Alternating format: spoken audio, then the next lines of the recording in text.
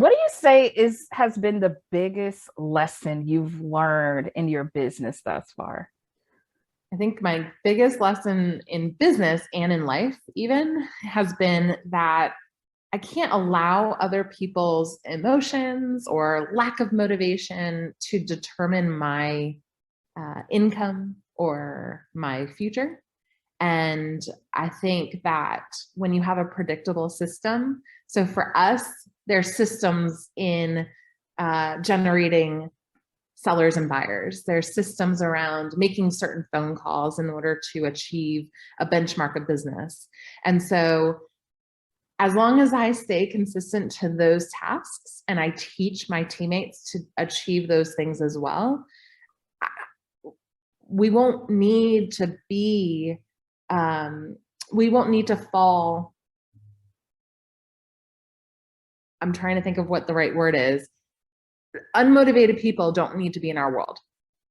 Right. Like we can choose to work with people or we can choose to be in business with people. I really love people who are in alignment with us. So I think that that was probably my biggest lesson, and to just be okay with it and know what my values are as a human and make sure that I'm in alignment with those people. So many bars yet again. So many.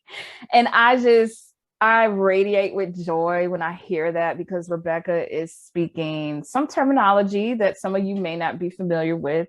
We also share a passion for, law of attraction and being intentional with what you want in your life and where you're going, right? So we've already talked about, thinking about being futuristic, thinking about where you want to go and putting things in place that allow you to get there. So that's what Rebecca is alluding to with the system, which I also love that terminology. Welcome to the Analytical Rewired, the best place to discuss various obstacles, limitations, challenges, behaviors, and how to overcome them in business. We deep dive into the complexities of people, processes, data, and technology, PPDT, adopting our focus to be either technical or creative expressions, and how to balance the two. The Analytical Rewired is brought to you by the MJW Group, a performance improvement and leadership development boutique management consulting firm that helps companies save time and money leveraging operational excellence. Our mission is to enable your organization to be more successful by refining overarching strategies into detailed plans to be implemented, generate creative and technical solutions for your operational challenges, augment and supplement your existing teams, and help you create processes that allow you to be more efficient with the resources you have. You can learn more about the MJW Group on our website at themjwgrp.com.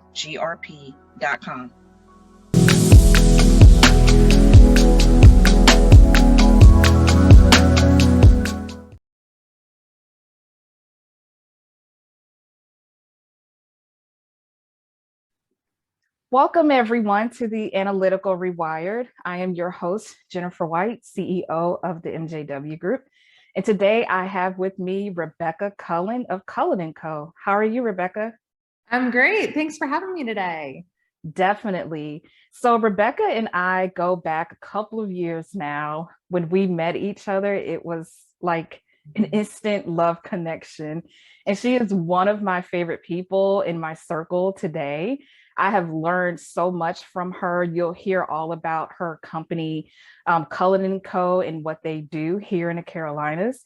And with that, I will let Rebecca take it away with introducing herself and providing some more thought around what she does. Go ahead. Well, thank you for that. I feel the same about you and Marcus, so thank you. So I'm Rebecca Cullen. I am the owner of Cullen & Company at Keller Williams. We are the region, so the Charlotte region's real estate growth experts and community specialists. And we specialize in educating buyers and sellers around building wealth. Awesome. And that you definitely do. I don't think there's a day go by that Rebecca doesn't talk about wealth building or, hey, what are you doing with your life 10 years from now? If you ever meet her, you will definitely encounter that conversation, which is awesome because I keep hearing this more and more now that in our age group, I mean, we're kind of maturing here these days, but in our age group, there still is a lack of education around financial management and wealth management. Wouldn't you say? It's true. I actually am I'm working on an opportunity to bring a financial workshop of some sort to local high schools because I mean, to your point, really, I never learned anything in high school about building wealth and, not getting credit cards or signing up for credit cards and maybe asking my parents to open up a credit card in my name to pay for textbooks and build that credit early. And so I'm not a financial planner. I'm not a financial person, yet there's a lot of best practices that I think a lot of high schoolers could have an opportunity to learn at an early age. I definitely agree. And let me know when you start that initiative because I'm down. I would definitely love. I have that on my vision board to give back, to people like me, definitely people who look like me, as a minority female as well, to extend an olive branch to just share what I've learned, over the years. And you're right. The things I know now, I did not know until I was like 33. So I joke with people a lot. If you ever meet me in person, I'll tell you like I'm about 4.5, 5 years old at this moment because I've been learning so much in my adult life that I'm like, what was I doing all that time before? Like, I don't know, but I guess it's your exposure, right, to certain things. It's true. It's true. Yeah. Yeah. All right. So how did you and I connect? So I mentioned we go back now, I think 4 years. So do you remember Yeah. where So we met? we met at a entrepreneurial group. We were in a group together and you led it started as a mastermind and then, we threw some book loving in there and challenges in there. So really that was, I think, the beginning of 2019 when we first connected. Maybe it was end of 2018. Yeah, I think it was 18. Yeah. And so, yeah, with this whole COVID thing, it's like all of a sudden time lapse happened. Yet you and I still stayed connected and you would still come and consult some of our team meetings. And I'm grateful that we stayed connected.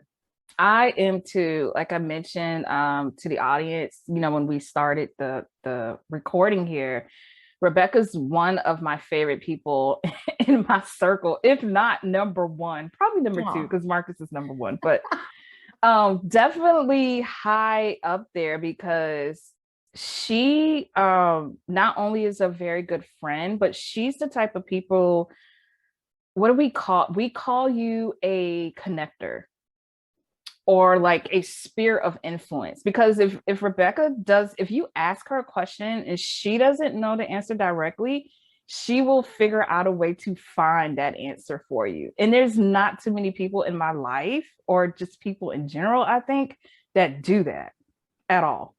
So I really appreciate that of you.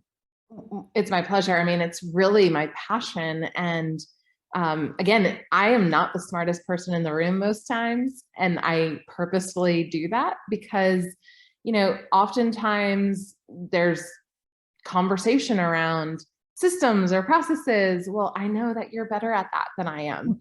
And so I can pick up the phone and say, hey, I have a friend that needs a guru in this, in this industry. Right. And then it's an opportunity for you guys to do business together. Or we have other friends that are photographers or financial advisors. And it's an opportunity for them to become a champion to their needs. And again, I'm not the smartest person in the room. I just like to know people who are smarter than I am. Exactly, exactly.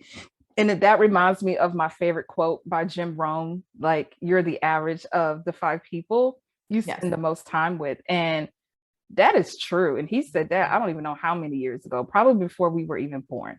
But it's still true today, because if you, like you said, if you find yourself being not the smartest, not the so smartest person in the room, that's great, because there's more for you to learn. But when you get to that point where you're like, why am I here? I'm feeling like I'm being drained by these people around me, then it's time to find a new circle. Like, it's It is. definitely time. Well, and I had somebody a few months ago say it to me differently, because I love that and I agree with that. They were like, have you ever found that people were running away from you?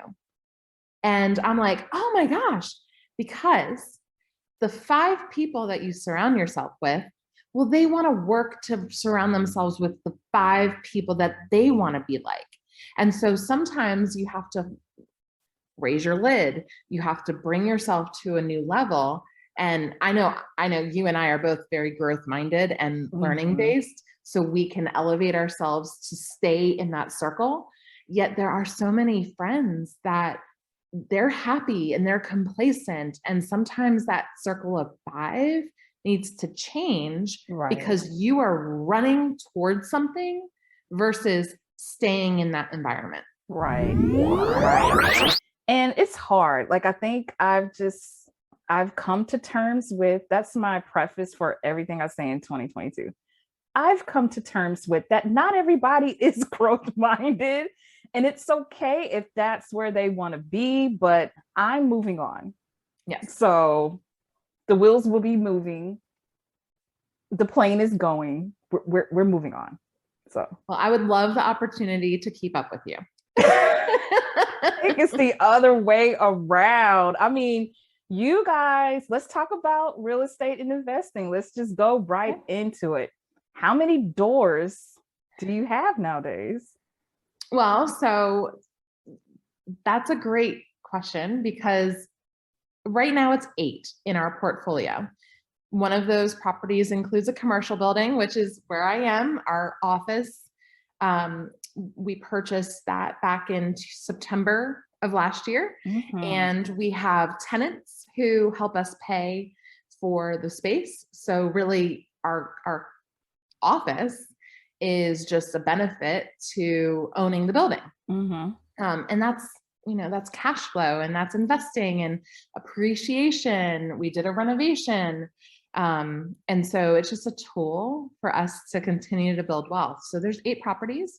And it really is a passion of ours to help teach our clients how to build wealth, whether it's through, cash out refi, which is just a consultation conversation where maybe it makes no sense for them to move today, yet they have a ton of equity in their home, and they can do that renovation that they want to do with the equity that they already have with no penalty, because that's tax-free, because it's part of their loan. And there's different strategies like that. So we like to be a consultant in our real estate conversations. We just bought our newest opportunity in February, which is a vacation rental home at our favorite beach. So the favorite place that we like to visit is now a business again for us. We had one in 2017, sold it in 2020, which I don't recommend selling your assets if you have the ability to hold on to them. Right. This just was a good financial decision for my husband and I to then buy additional properties. And so now we're back and we have a successful Airbnb set up already again. So many bars just dropped. Did you guys hear what she said? Oh my goodness. So I'm all about tax-free life. So, cash out refi, correct? That's what you called it. Maybe the right tool for you. And I'm glad that you mentioned tool, because remember when we first met and I was telling you I have a good relationship with money. And what did I say? I'm like, I hate my relationship with money. I don't think you're that way anymore. No. No, because money is a tool. It's one of many tools to get you where you want to go, right?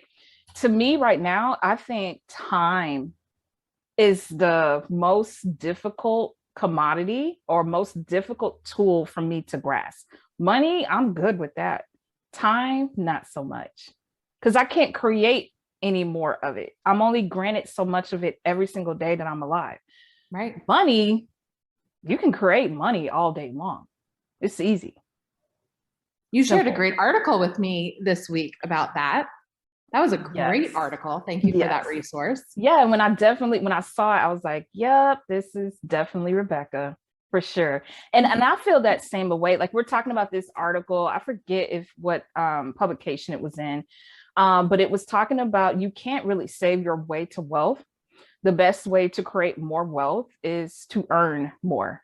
So if that's your goal in life and that's where you want to be, you should definitely figure out ways to create more wealth. And that's what I'm saying with money. Like there's so many infinite ways to create money, you know. I'm at a point in my life now where I want to get out of active income generating and have more passive income generating, in which Rebecca deals more on the passive side. She might beg to differ with that because she is so active in her business and teaching people about wealth building and different strategies. But that's where I'm headed in my life now. The more birthdays that I have. And and I'm glad because we had a conversation with our financial advisor the other day, and he's like, yeah, when you guys are about 50 to 52, remember, I always had a goal to be retired at 45. So I'll take 50 to 52. I can hang in there an extra 5 years. I'm good with that. Or we just work on a strategy that allows you to have some additional passive You income. know it. You know it. I'm gonna be done at 45. You're gonna hit that. I got 8 years to go. I'm gonna There's be plenty done. of time. Yeah, definitely, definitely.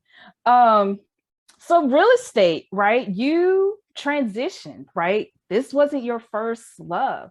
How did you arrive at real estate? Well, so it was always a passion of mine. So I started in real estate investing in 2009. We took advantage of some first-time homebuyer incentives and then did the smart plan of living in our house for 2 years. Then we rented it. Then we sold it before the 5-year mark, which if you consult your CPA or your accountant, you can live in your primary residence for 2 out of the last 5 years and not have capital gains. There's different benchmarks, so consult with your CPA or accountant about that. But we did that, and we continued to do that in over time, and that helped us catapult down payments for additional properties. So again, when it comes to consulting with clients that we serve, we really do walk the walk, and we, as a team, all of us are investor minded. And so we ask people what their long-term goals are. And if they have a goal as a first-time home buyer to only live in the house for 2 to 3 years, well, then we talk about, here's what the rental income could look like. Here's the economic model behind that. And we just take them where they're at in the process. Another good example is if a client wants to take advantage of the equity that they have in their home right now. Well, if they haven't lived in the house for 2 years, then we make suggestions around, hey, so that you don't have capital gains, here's what that looks like. Here's what that solution is. But then there's also other people that have to move or job relocations happen. And sometimes we take them on as a property management client, and we help them make that passive income by not selling the property if they have that ability. Bars, bars, bars, bars. So many nuggets just dropping. So I think I've heard about 3 or 4 different verticals in real estate alone that you guys have under your, like if I look at it as an umbrella, there's like 3 or 4 different verticals or revenue streams of ways that you all bring in income. We do. Yes. So my husband and I, we started launching ancillary businesses. We started to do that in 2018 together.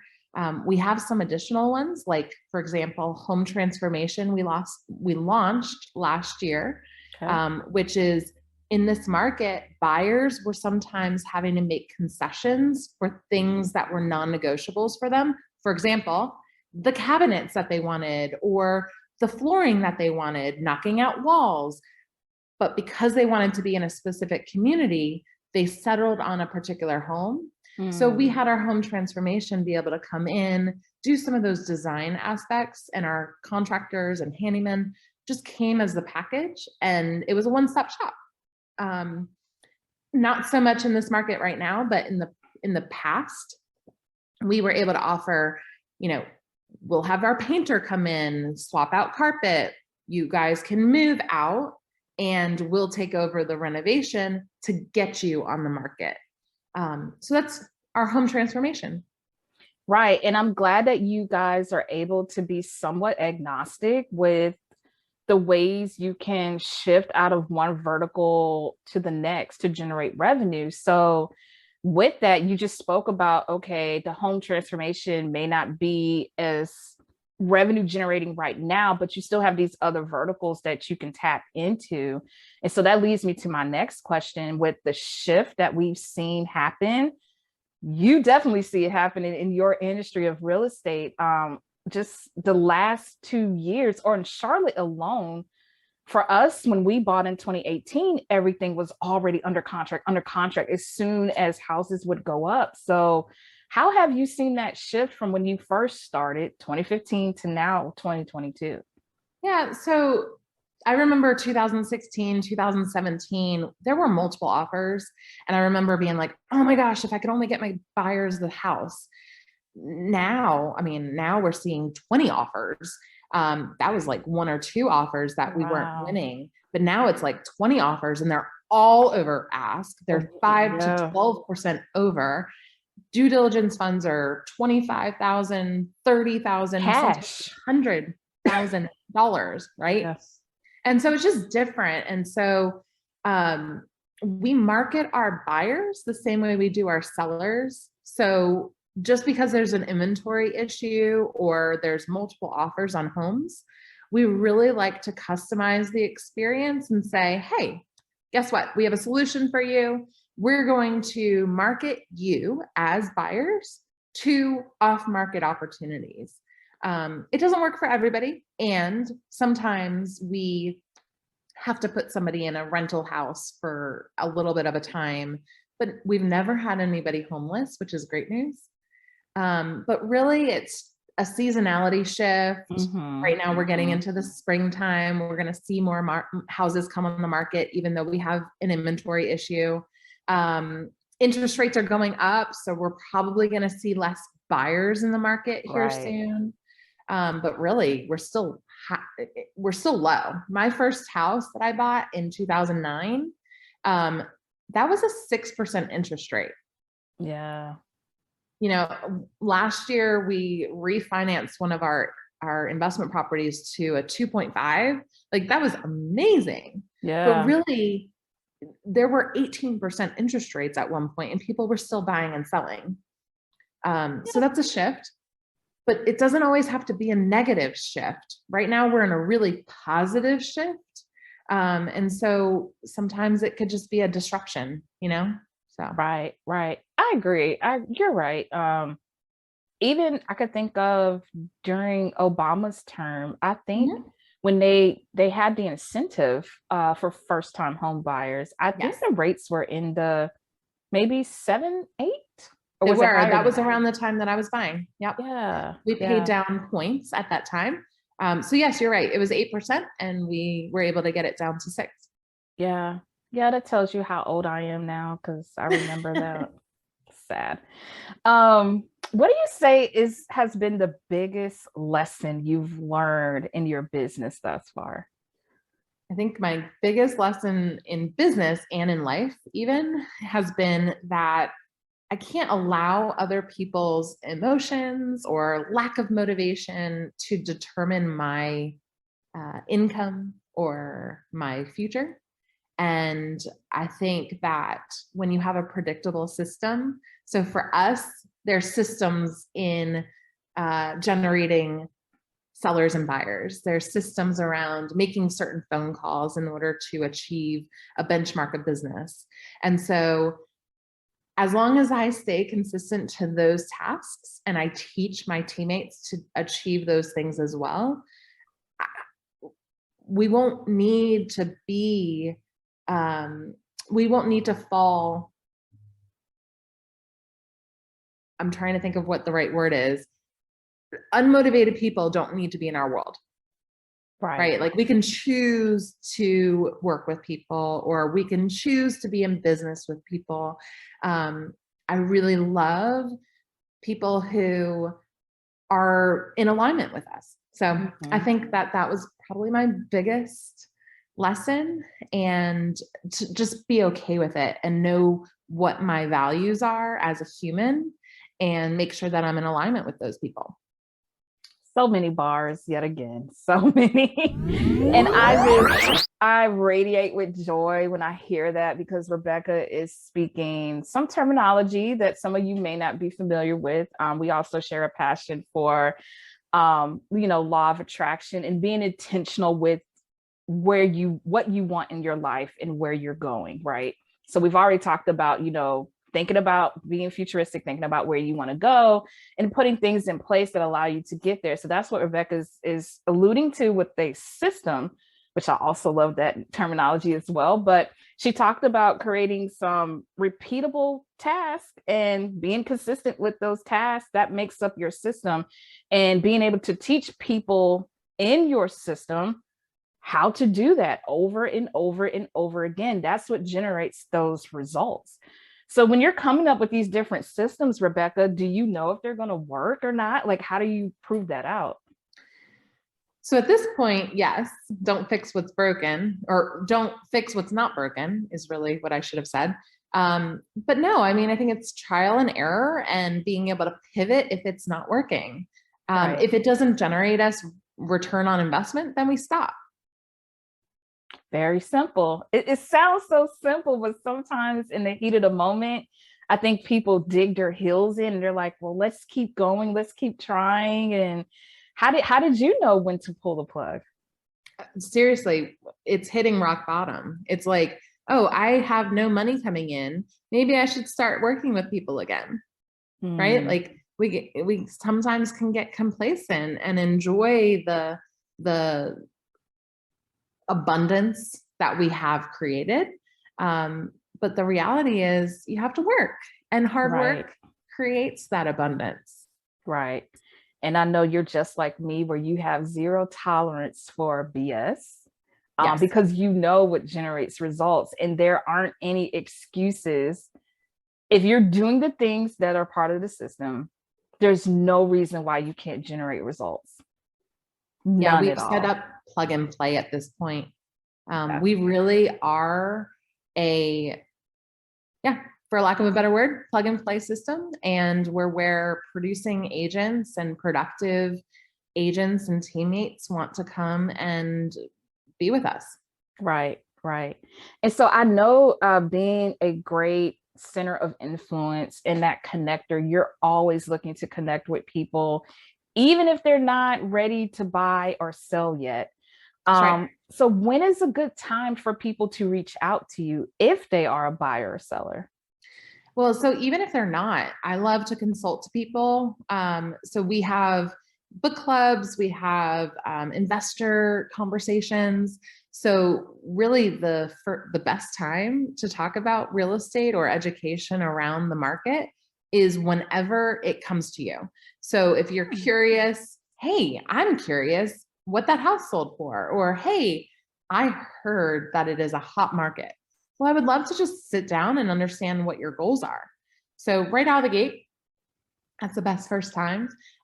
We have conversations around challenges that people might have. Like maybe they think their house is not in a position to sell today. Right. Well, we have the vendor relationships, we have the connections, and we can figure out, hey, what's your timeline look like? Right. Or if they need to work on credit, well, we have the vendor connections for that. So yeah. Yeah. What would you say are one or two things you've had to totally rewire? So thinking of your creative brain and your analytical brain, what have you had to totally rewire about your business since you started it? it's really the market of the moment messaging. So, Interesting. we've had where buyers are like, I'm ready. I'm finally ready. And I'm like, oh my gosh, this is not the right time for you. Oh, and that's fine, because it's the right time for them eventually. Or a seller's like, there's no way I'm going to sell right now. And I'm curious, why would you not take advantage of this market? Well, because my children are still in school, or whatever their answer is. yeah. Well, guess what? We don't have to move. We can get you a lease back in your home, take advantage of cashing out now, and you don't have to move. So there's solutions for everything. And it's the messaging that we've had to rewire. Yes, I love that. There are solutions for everything. I agree. I never would have thought of that. That's definitely a good option. Let's talk about that. We can definitely do that. Is there anything you like to share with the audience? It could be I don't know, consultation or advice, tips, with the Analytical Rewired audience today? Yeah. So we're offering free consultations, free comparable market analysis, whatever your challenge or question might be, nothing silly. And so if you have questions, we just want you to feel confident in reaching out. We also have a process that we are launching for convenience for certain sellers. And so for those who want no showings, you get to choose the closing date, and you will end up netting the most amount of money. We have a new website for people like that, and it's called www.convenient.sale.com. So convenient.sale.com. Anybody can go on there and reach us.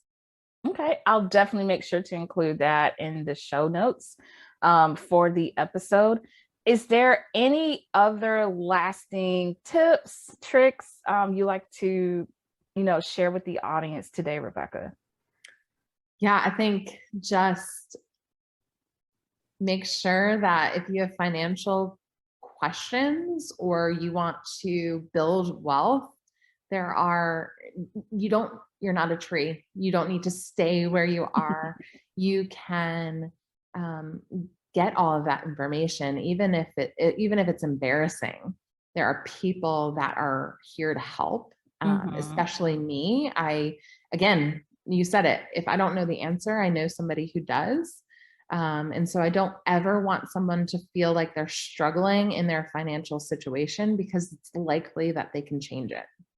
Right. I definitely love that advice. And I need to be, even at my stage, and I think I've kind of arrived somewhere a little bit, I haven't arrived. And so there's always more to learn. And I try to teach or relay that messaging to people that I encounter as well when they tell me about things they've learned from me, that there's always something to learn from anyone, really, because we're not all experts in every single thing. And so there's solutions to be created. There's solutions that haven't been thought about yet. There's always ways to continuously improve what we're doing in our work, right? Our business, and in our own personal lives. So thank you so much, Rebecca, for being here with us today. I definitely enjoyed this conversation, and I hope the audience got a lot of value as well. Everyone, please make sure to like, share, and subscribe to our YouTube channel. And I will definitely leave the website Rebecca recommended in the show notes as well. One more thing, Rebecca, where can the audience find you and reach out to you? Yeah.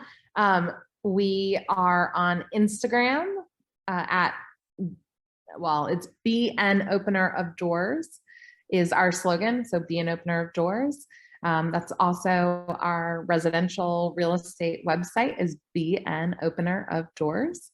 Or you can go on Charlotte Looks Good on You. That's our Facebook community. And we have a lot of great information there too. Charlotte Looks Good on You is a great community. So I advise everyone to go in there and connect if you can on Facebook. And one more thing, Rebecca, if you don't mind sharing with the audience the concept of being opener of doors, how did that materialize? Oh my gosh. So I was on vacation, a wonderful bucket list vacation with my husband, and I kept seeing these beautiful doors. And I very much, again, you're saying I'm a connector and it's my passion. Influence is huge positively. And so I like to be the catalyst for a lot of people's opportunities. My mission personally is to provide massive opportunities for others. And so being an opener of doors for others is really, it's my everything. So that's our business too. So, but there's more to that story. Like, how did you put that in action? Being an opener of doors? Yeah, remember your board? Oh, yeah. So I do vision boards all the time. Thank you for that reminder.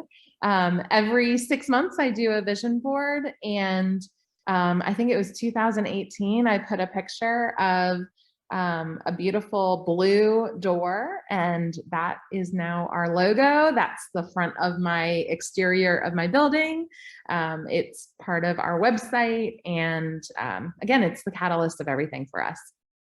Another example of how being intentional leads you to where you want to go, right? So she created a vision, she set the vision, it was clear to her, and she just took the steps down the path to get to where she is. So and now we're working on a 501c3 nonprofit opportunity. So here we go. Yes. And now you put it out there in the world. Awesome. Thank you so much again, Rebecca, for being here with us today on the Analytical Rewired. I definitely wish you all much success. I know Cullen & Co. is going to open so many doors and all of your other businesses as well. Again, thank you for being here with us today. Hope you have a good one. Thank you. Bye, Jennifer. You're welcome. Bye.